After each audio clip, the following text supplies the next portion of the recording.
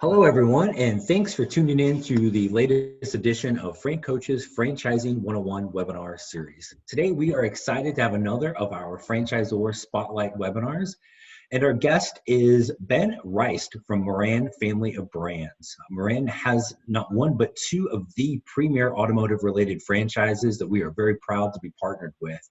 Ben, thanks for joining us today. Hello, Tim. Thanks so much for having me. It's an honor.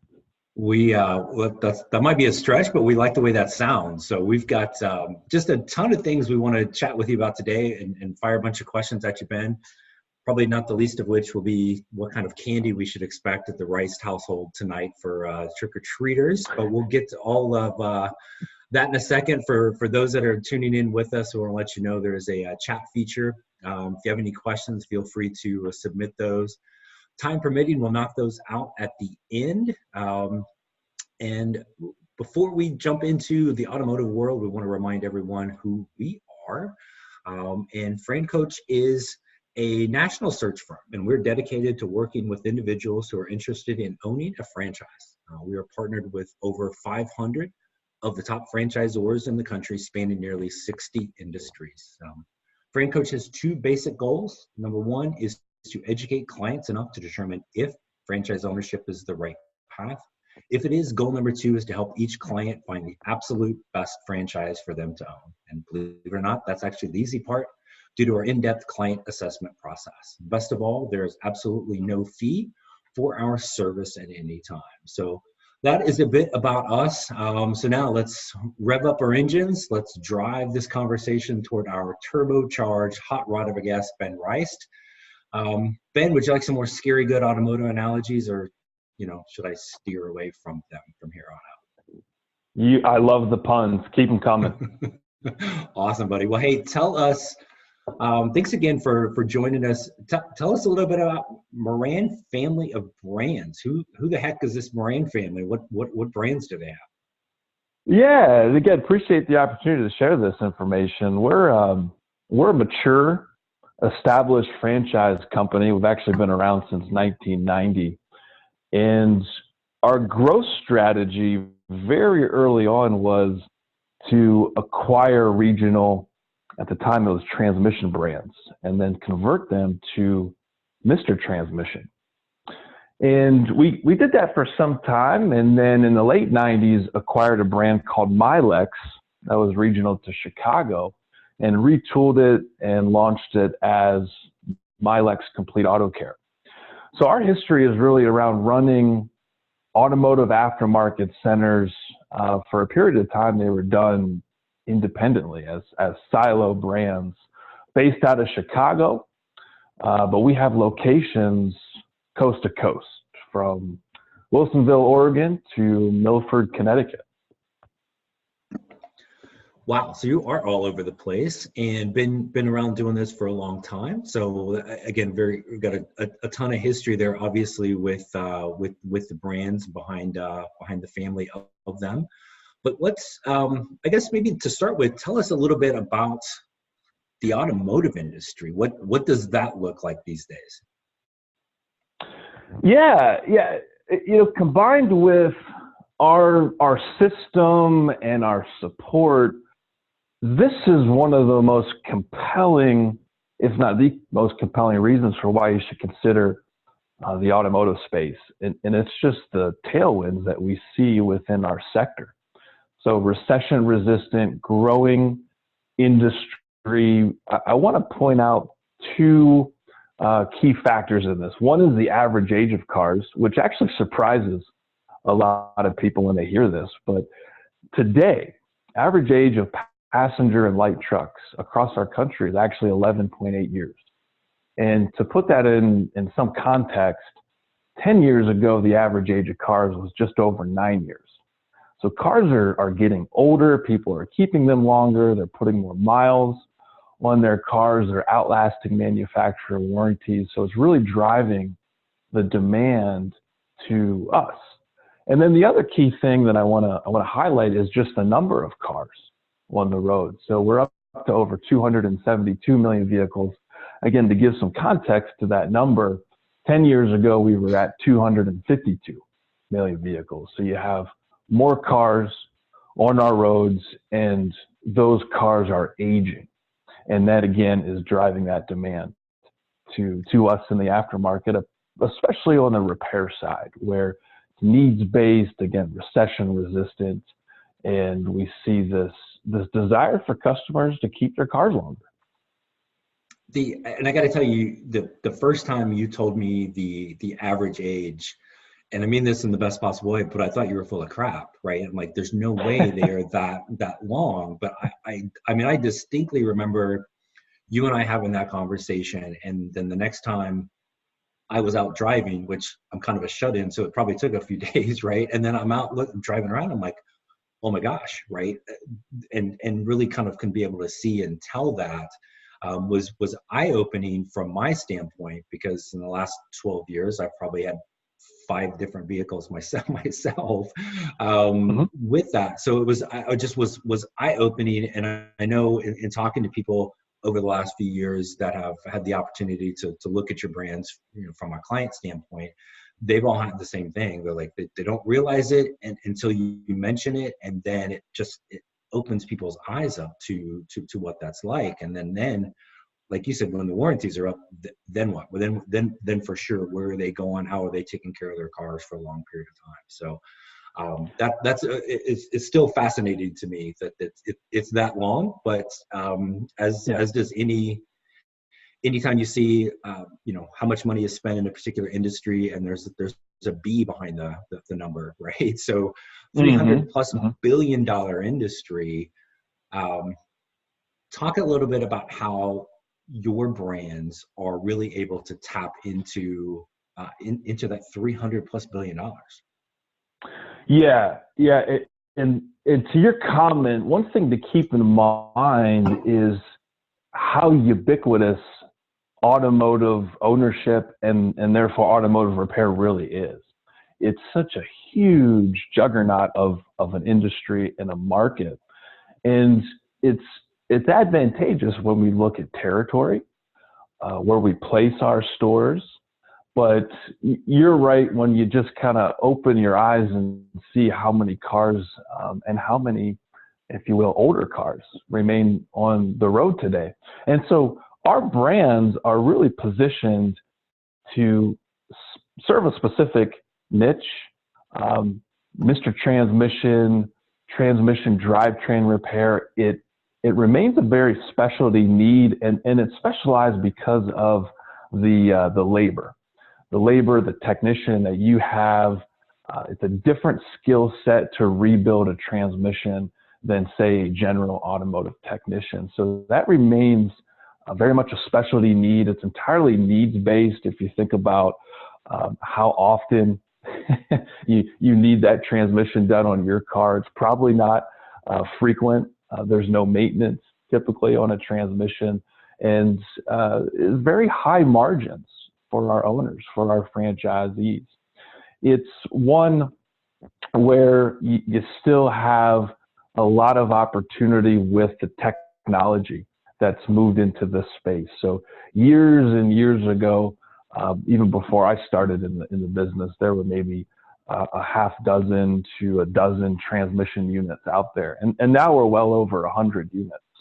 And so the demand is there in the transmission market, and again, remains very, very much needs based. And then on the other side, Milex Complete Auto Care, this is scoped to intentionally cast a wide net. And what we mean by that is we'll service cars, all makes and models, for their oil change needs, for light automotive, brake jobs, maintenance. But then we also get into the diagnostic work, engine replacement, tire sales would even fall under Milex. So what we've been able to do with these two brands, and don't want to get too far ahead of myself, but there's a real advantage to having these two brands. But Milex, when you compare it to some of our peers in the franchising space that you also see what we call general automotive, we actually have higher average ticket prices. We realize that not because we're more expensive for comparable jobs, but the type of work that we're doing is more complex. And if you look at what's happened with the technology in cars today, it's really important to consider this, because the scan tools that you need to have in your shop, the number of onboard computers, it's an environment that's much more technical than used to be mechanical. So Milex is really positioned to service oil changes on up to tire sales and everything in between. And so that's both a competitive advantage just with servicing Milex compared to other general repair shops. So you touched on something that it's gone from mechanical to more technical, right? So I think sometimes when people look at the automotive industry, hey, I'm sure back when I was a kid, the thought of the year 2020 was so far away. You were like, oh, we're going to be, flying cars and everything, right? Which, we're not quite there yet, but the hybrid vehicles, the electric, those type of things that have changed so much from 20, 30 years ago, right? What are some of the things that, again, Milex is being able to do, probably, and Mr. Transmission as well, to kind of stay ahead on that cutting edge with the technology and being able to look forward? Yeah, it's such a great, insight to what's happening, and then a little bit of foresight too, because we want to position our brands to not just be competitive today, but be prepared for whatever happens. So an example of that would be hybrids. Hybrids today exist in the aftermarket.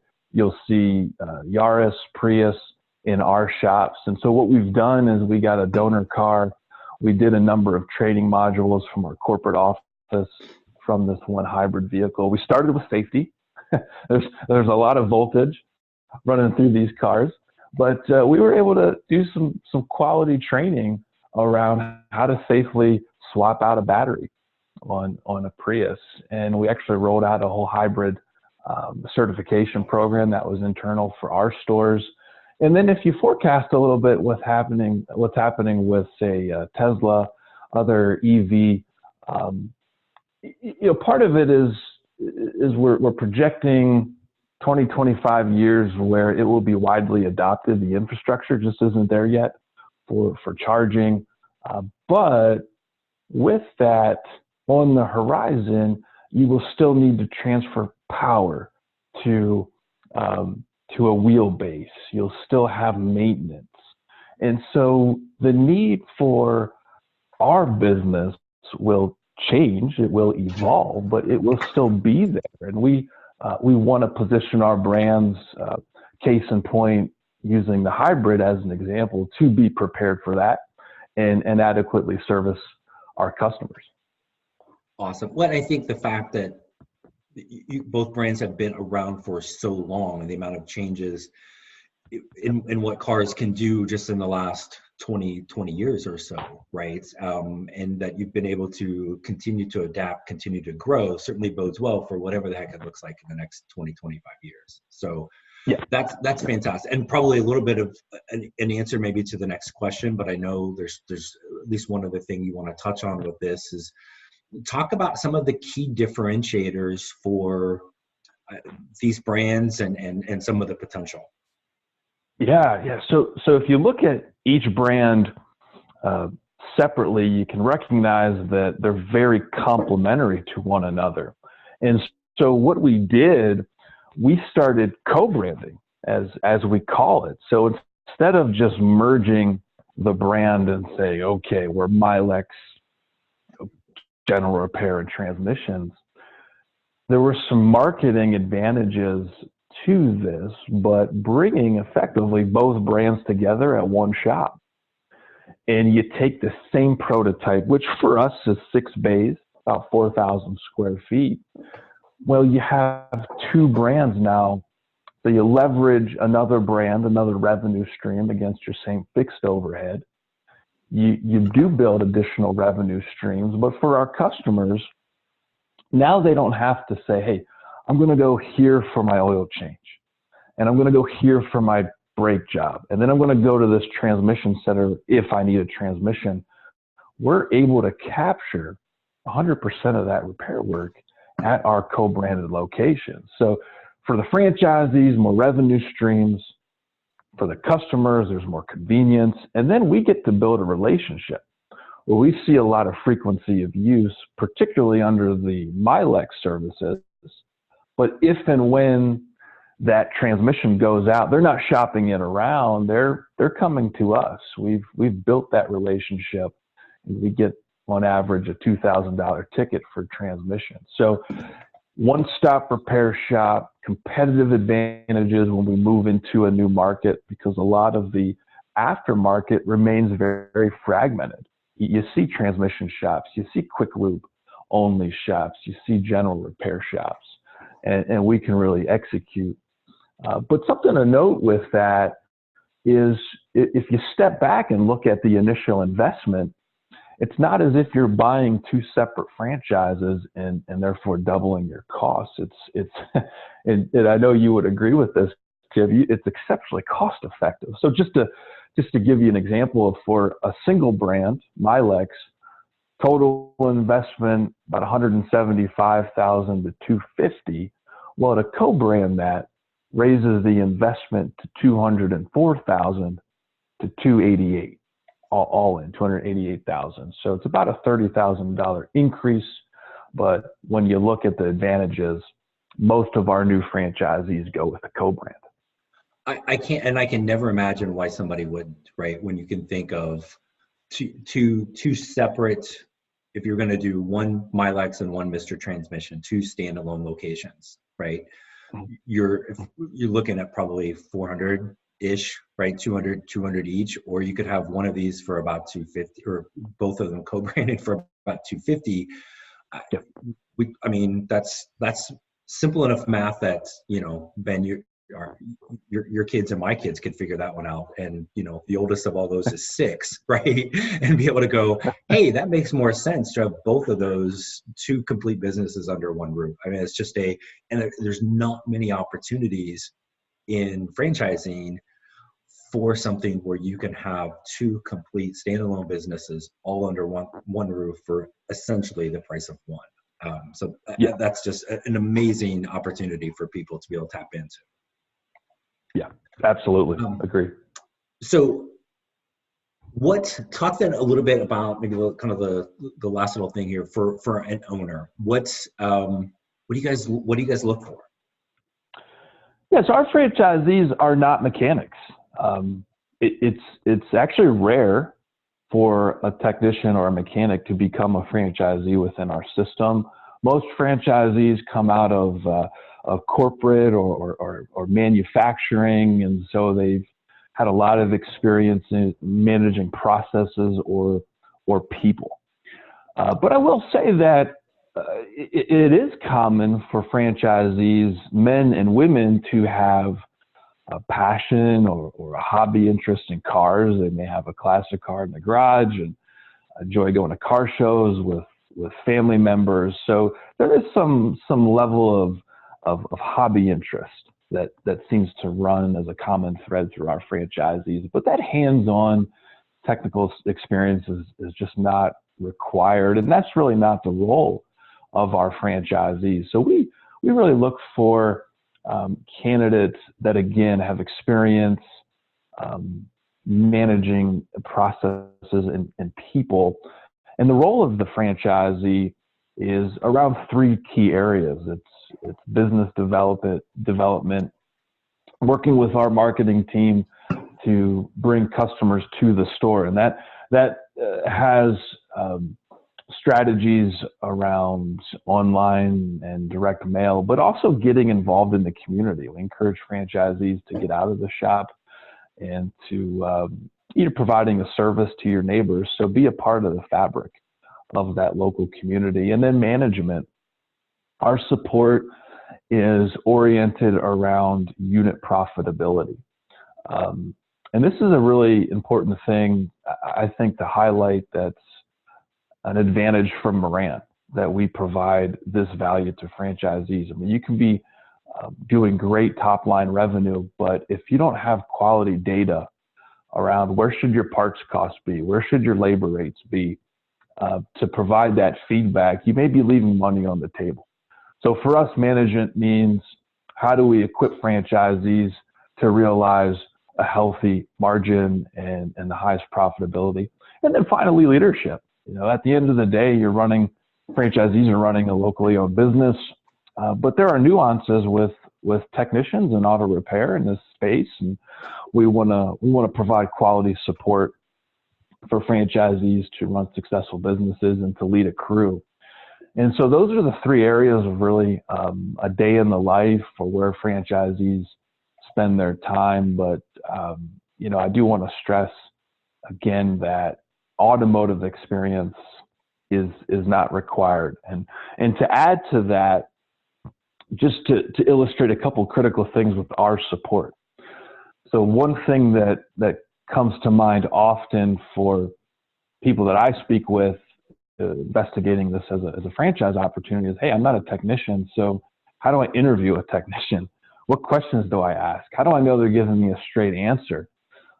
What happens if I'm speaking with a customer and they're asking me a question and I just don't know how to respond to that? What do we do? So one, we assist with both recruitment and then screening of potential employees for our franchisees. We're not making that hiring decision for them. They're controlling that, but they have an opportunity for us to screen candidates at a technical level on their behalf. So they do have to pass that screening.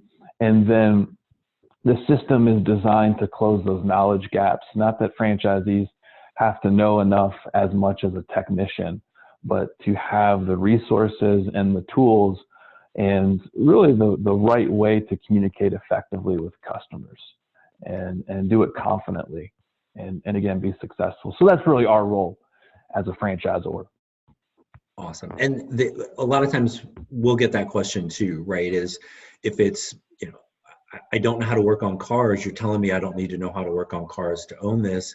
How do I manage? How do I manage? How do I know that they know what they're talking about? And having that type of franchisor support is just fantastic. And the third kind of bullet you have there for what you look for in owners, and I know you're not going to say this, but I'll tell you from our experience and all the franchisors we work with, the overall name Moran Family of Brands is because there's a family of brands, but also there is a very definite family feel to the franchisor, and not just in the office, but the way their owners are treated. And again, I've heard that time and time again from anybody that we've worked with.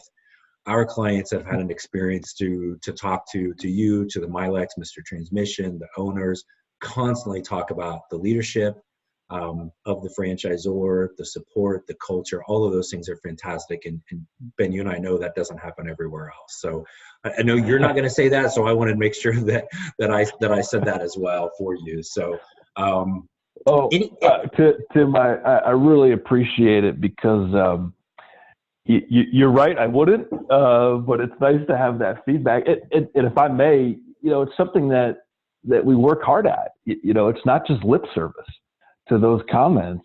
It's rooted in our value system around drive, and we develop this. We try to attract franchisees that have a shared value system. We're a second generation family owned franchise system that is very close to franchisees. And all I mean by that is not just support, but the relationships that we foster. We have a lot of franchisees where their kids have taken over the business as legacies. And we just love that, because it tells us that, we're creating an environment where they want the family to keep it and stick with the business. So thank you. Thank you for that. Oh, no, you're welcome, because that does not happen everywhere else. So, last super important question, and then we'll kind of wrap up. What should kids expect when they knock on your door to trick or treat tonight? Are we getting like the little mini stuff? Are we getting full size candy bars?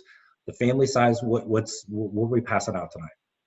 I am a chocolate guy, and I didn't notice. I've been sneaking pieces every time I walk by there, but the candy's been out for about 2 days now. So they're the minis, but I don't. So I'm outside of Chicago. It's now snowing. It's supposed to be 32 degrees for trick or treat this evening. So I don't know how many people will get. So Dad may have a stash left over. Well, if there's a bunch left, I'll give you my address. You can send it down here. So hopefully your wonderful little kids have a fantastic time. Ben, seriously, man, thank you so much for joining us, and thanks everyone else for tuning in. And I hope this will help enlighten those that are interested in franchise ownership to some of the amazing possibilities that are out there. So Ben, thank you so much. If you would like to learn more about becoming a franchise owner for Milex, Mr. Transmission, or any of the 500 or so brands we are partnered with, then let's definitely get on the phone. Let's schedule a quick call. Here's all the fun ways to reach out to us. If you have leftover candy, I will provide you on my address. You can send it on over as well.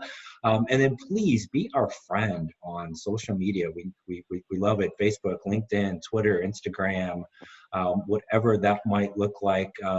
We'd love to connect with you and talk more about franchise ownership and see if we can find a fantastic match for you. Ben, my friend, thank you so much for joining us today. Wonderful. My pleasure, Tim. Thanks so much. Thanks. Everyone, have a great rest of your day. Happy Halloween, and we hope to talk with you soon. Thanks.